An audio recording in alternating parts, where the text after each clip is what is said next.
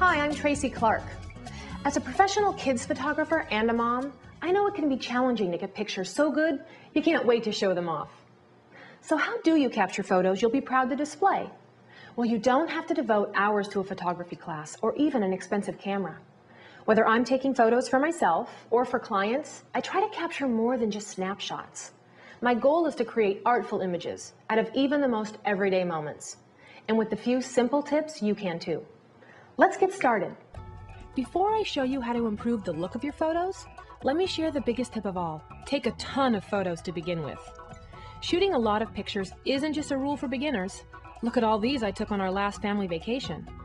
Even professional photographers shoot dozens of photos just to get a few really good ones. After all, the beauty of shooting digital photos is that you can easily delete the ones you don't want. In my opinion, the first step to taking great photos is understanding how to use your focus. Most standard point-and-shoots allow you to push the button halfway down to lock in your focus. I can show you how to use it on my HP PhotoSmart camera here and explain how you do it. Once you've locked the focus on your subject, you can then move the camera a little just to reframe your shot. An interesting and unique composition makes for a much better picture. I'll show you using this colorful picture. First, I center it in the frame and push the button halfway down. There, now I've just locked in the focus. So without removing my finger from the button, I move my subject just off center. That way, even though you're not pointing your camera directly at the subject, that's what stays in focus. Voila! You get a more artful image instead of a boring snapshot. You can use this same technique with people. I use it all the time with clients and my kids. Look at some of these shots from our summer vacation. All it takes is a little creative framing to make ordinary pictures extraordinary. You may have noticed I got really close in. This is the next big tip, and it's one of the easiest tips to learn and one of the best ways to improve your photos. Sure, this photo looks good, and it does feature the landscape nicely, but if you look closer, it doesn't really focus your attention or preserve any of the fun of the moment. The fix for a photo like this is easy. Just get in closer to your subject.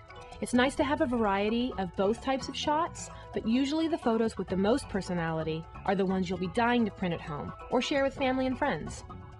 So you're getting in closer to your subjects. What else can you do? Well, there's no rule that says photos need to be taken straight on, or even that it has to show your subject's face. But we often fall into the habit of taking only those types of photos. Mix things up. Try shooting them from different angles and perspectives. Even get down on the ground if you want, especially with kids. This will give your photos the intimacy and energy that will really make them stand out. Another cool thing is to try giving your camera a little tilt to bring something unexpected to your photo. This technique can also be really dramatic when shooting horizon lines. I think it gives photos a wow factor that they're sometimes missing. So there you go, some simple tried and true composition techniques for improving your photos. Oh, and one more thing that goes back to that focusing tip.